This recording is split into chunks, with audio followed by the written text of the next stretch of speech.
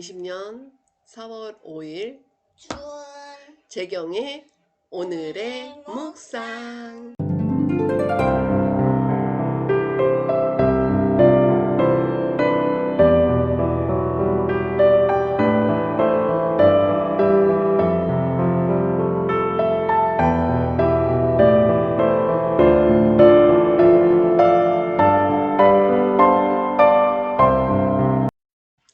요한복음 5장 1절에서 9절 말씀. 1절. 그 후에 유대인의 명절이 되어 예수께서 예루살렘에 올라가시니라. 2절. 예루살렘에 있는 양문 곁에 히브리 말로 베데스다라 하는 못이 있는데 거기 행각 5이 있고. 3절. 그 안에 많은 병자, 맹인, 다리 저는 사람, 혈기 많은 사람들이 누워 물의 움직임을 기다리니. 4절. 이는 천사가 가끔 못에 내려와 물을 움직이게 하는데 움직인 후에 먼저 들어가는 자는 어떤 병에 걸렸든지 낫게 됨이러라. 5절. 거기 38해 된 병자가 있더라. 6절. 예수께서 그 누운 것을 보시고 벌써 병이 오래된 줄 아시고 이르시되 내가 낫고자 하느냐. 7절. 병자가 대답하되 주여 물이 움직일 때 나를 못에 넣어주는 사람이 없어 내가 가는 동안에 다른 사람이 먼저 내려가나이다. 예수께서 이르시되 일어나 내 자리를 들고 걸어가라 하시니. 9절. 그 사람이 곧 나아서 자리를 들고 걸어가니라. 이날은 안식일이니. 사람은 세 가지 환경에 처해 있다고 합니다. 첫째는 나, 둘째는 남, 셋째는 주변입니다. 사람은 개인이 속한 환경을 잘 살펴야 하고 환경이 안 좋다고 하더라도 실망하지 말고 환경 주변으로 주변 세계가 있어 가능성을 준다고 생각하며 살아야 됩니다. 예루살렘에 있는 양문 곁 베데스다 못, 그곳에 나라는 38년 된 병자가 있습니다. 38년 동안 나는 환경도 주변도 이용 못한 채 38년이라는 긴 세월 동안 내가 있는 곳과 환경과 어떤 가능성도 생각하지 못하고 있었습니다. 그때 예수님께서 나를 찾아오셨습니다. 신앙은 어떤 조건의 충족을 통해 예수님과 만남이 아니라 아무 조건 없이 죄로 무력한 나를 찾아오신 예수님과의 만남입니다.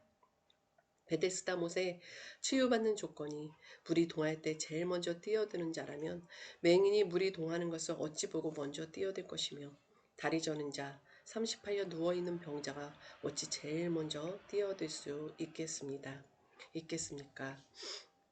이처럼 인간이 보고 듣고 경험하면서 만들어진 어떤 조건도 인간을 죄에서 구원할 수 없습니다. 오직 아무런 조건 없이 우리에게 다가오셔서 모든 율법의 조건까지 십자가에서 죽으심으로 해결하신 예수님과의 만남이 치유받는 길이며 제사함 받는 길이며 구원받는 길입니다. 놓였던 병자에게 찾아오셔서 내가 낫고자 하느냐 라며 찾아오신 예수님께서 우리가 보고 듣고 느끼고 경험한 조건에 묶여 갈 바를 알지 못할 때 예수님은 우리를 찾아오십니다. 내가 지나친 예수님입니다. 생텍 지베리가 지은 어린 왕자라는 책은 어린 왕자의 동심의 세계를 통해 오염된 어른들이 자신을 돌아볼 수 있도록 지어진 책입니다. 그 책의 내용 중에 이런 내용이 있어 소개합니다. 사막의 아름다운 건 우물이 숨어있기 때문이야. 눈으로는 찾을 수 없고 마음으로 찾아와야 해.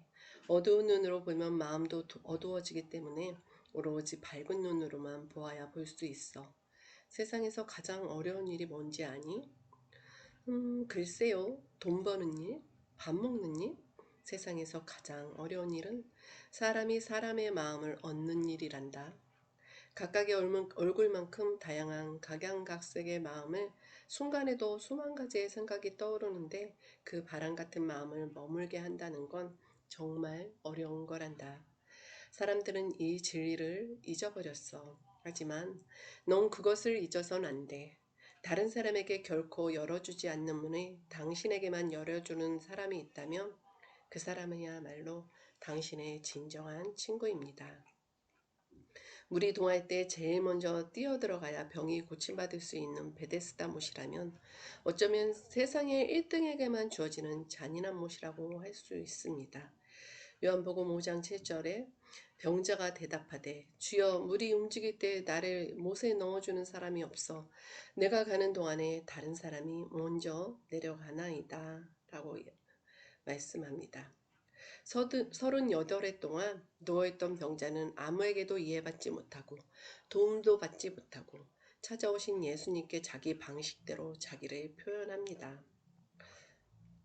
38년 동안 병자가 누워있던 베데스다 못은 어찌 보면 1등만 살아남는 것과 같은 잔인한 자비 앞에 예수님은 알아보지 못하고 외면하고 살아간다면 하나님의 역사는 일어나지 않을 것입니다. 모양만 그리스도인으로 예수님을 오늘도 외면하고 사시겠습니까? 일어나 내 자리를 들고 걸어가라. 예수님께서는 그에게 1등을 하게 함으로 그를 도우시지 않았습니다.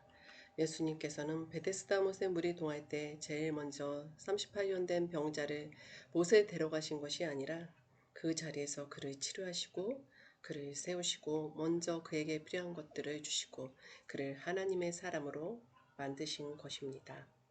38년 동안 병자처럼 우리들도 또한 세상적인 가치관으로 오염되어 있을지라도 우리들이 전혀 예기치 않는 방법으로 예수님은 우리를 도우십니다.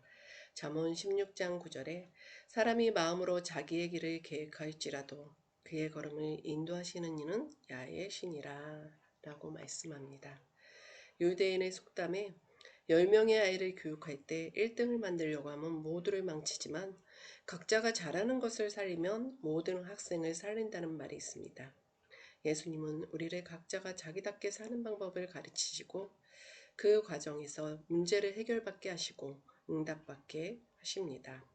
에베소서 2장 8절에 너희는 그 은혜에 의하여 믿음으로 말미암아 구원을 받았으니 이것은 너희에게서 난 것이 아니요 하나님의 선물이라 라고 말씀합니다.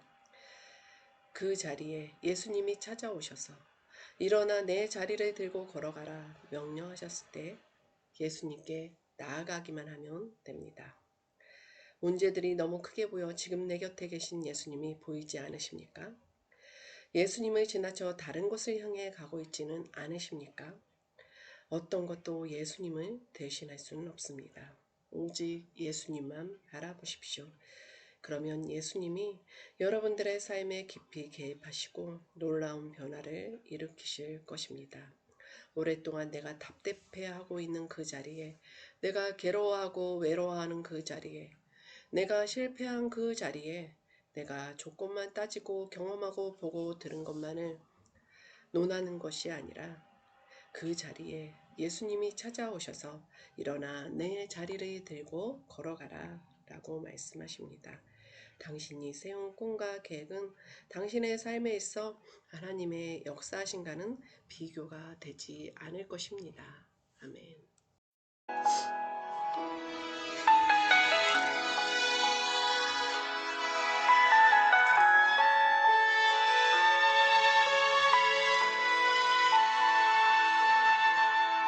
이 세상을 살아가는 동안에 나의 힘을 의지할 수 없으니 기도하고 낙심하지 말 것은 주께서 참 소망이 되심이라. 하나님의 꿈이 나의 비전이 되고 예수님의 성품이 나의 인격이 되고 성령님의 권능이 나의 능력이 되길 원하고 바라고 기도합니다.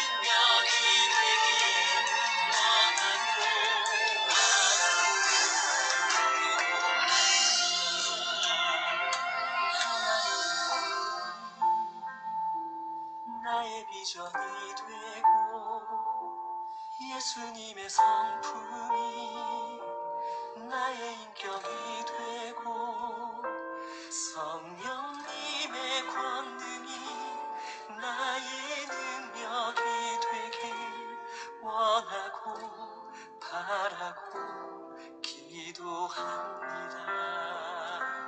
하나님의 꿈이 나의 비전이 되고 예수님의 성품이 나의 인격이 되고 성령님의 권능이 나의 능력이 되길 원하고 바라고 기도합니다. 원하고 바라고 기도합니다. 원하고 바라고 기도합니다.